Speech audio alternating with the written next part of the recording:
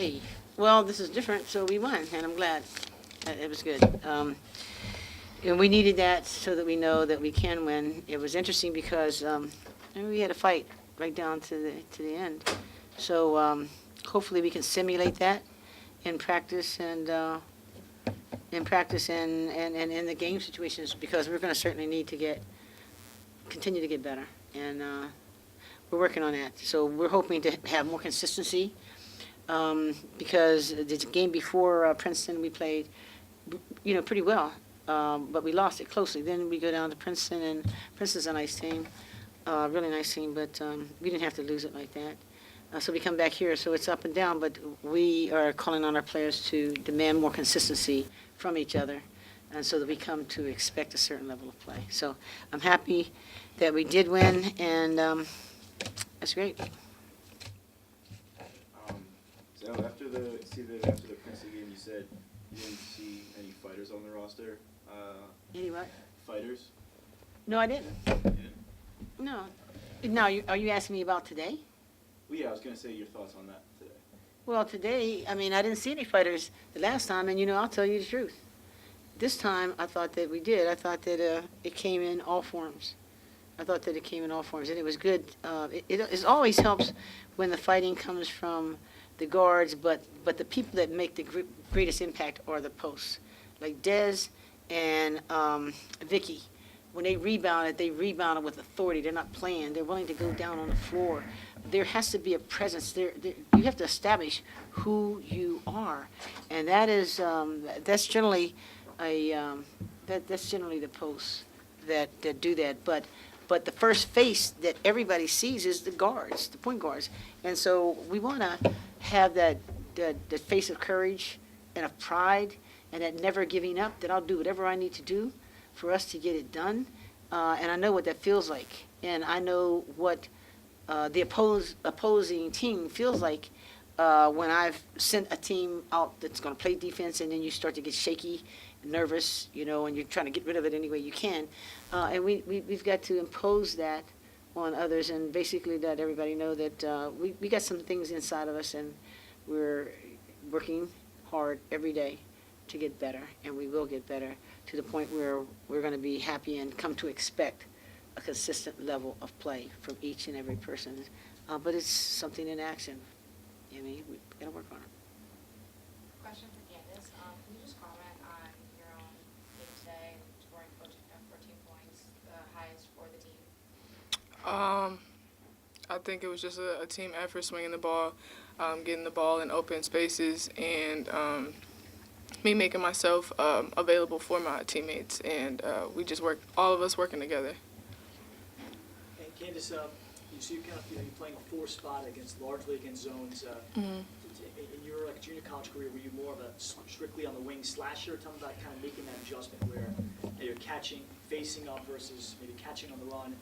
Kind of that adjustment for you that you're making, if you are making that big adjustment. I was playing the 4 position. I was mainly playing the guard position though at my junior college. It wasn't too much of a huge transition.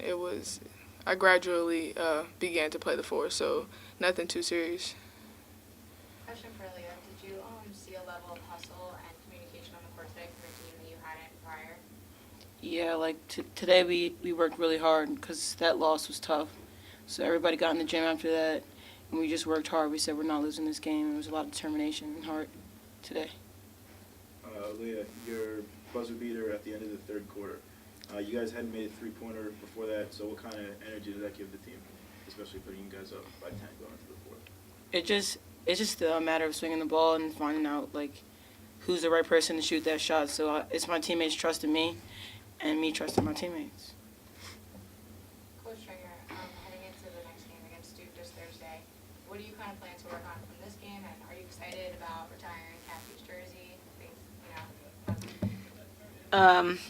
Well, I'm always happy and proud of all the players that I've been fortunate enough to coach. I can't think of anyone that's more deserving than Cappy. She's probably the most heralded basketball to have come out of Rutgers University.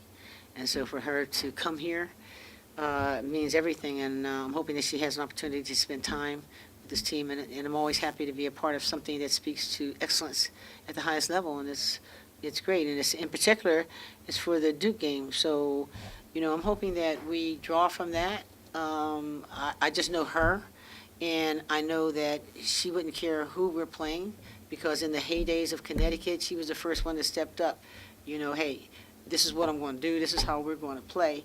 And so she basically breathed fire and life into everybody. So we need everybody to step up. Duke is a big-time game, and for us to have that game and for Kathy to be here for that, nothing would be better as we continue to progress on those little things and doing what we need to do. Leah, have you ever met Kathy before, and just your impressions of just her as she's known as a tremendous competitor? What do you know about her? Yeah, I met Kathy like a couple times now. She's just my idol. She's like a great player. She's like someone I look up to a lot. And Coach, what did you want to take from this game? You wanted to see fighters, etc. What would you say in terms of the hustle, the intangibles that can drive a team? What did you see in terms of progress today? Yeah, I thought we sustained a level of intensity longer than what we had, and in particular, I thought that it was even crucial that they came within 3, and I was just nervous because I didn't know if we were going to fold. They're getting close. What are we going to do? Or are we going to, buckle down and decide that we're going to come out on top? So it was nice to see us, settle down and be patient with the ball, trust each other, and get some crucial rebounds and take some shots that we do expect to be had. The only way, let me say it like this, these are real good games when we win close games, and that's close. When it gets within 3 points and you're talking about 2 minutes, then we need to see how well ice water runs through their veins, or do they just freak out, and so that's the calming factor. And I think that a lot of people will be surprised who calms who down. And a lot of people, for example, let me give you an example. In a Final Four team, Azavon had the ball a lot. She was the one that was running the show. And so everybody saw she's great vision and all. But when it gets to those real tight points, points and all, it was essence that when I would talk to her, I didn't even try to talk to Matt because she would just blank out. She knew what she needed to do. She was a great, great player. But there's always a calming factor, and so that's when Essence would say, okay, this is what we're doing. And it was different. And I think that we've got to find out who is a calming factor for this team. But that means that calming factor for this team doesn't have to necessarily handle the ball, but they know what is supposed to be done, and they're drawing that point. I think that both Sharita as well as KK are coming around. It would have been Tyler. I mean, you know that. It would have been Tyler. She's in her senior year. You think that when she would say, hey, this is what we're running, those last second plays, it would have been her, and everybody would have moved. But everybody is thrust into a different position. Everybody is thrust into a different position. Brianna Candy was a point guard last year.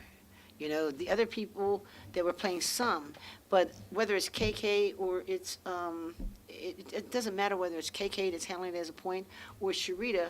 If one's handling it, the other one's got to be that one that just calms everybody down. But everybody is young. I was upset, for example, when Candace got the ball on the baseline. It was in the last couple of minutes. So Sharita stood at the top. Okay, so what I know is that you can't put the ball in the hands of anybody else. The people that handle that ball, time, situation, and score are the point guards. But they'll learn. And we haven't experienced that before. So all of a sudden she gets caught here, and so I'm upset because we lost too much time in the possession. But the great thing about it is they're going to be fine. It just takes time. Those situations, and we're going to continue to learn. They have not been in those situations before. So we just count on everybody just to be calm, get done what we have to get done. Any other questions from the ladies? Thank you. Thank you. Thank you.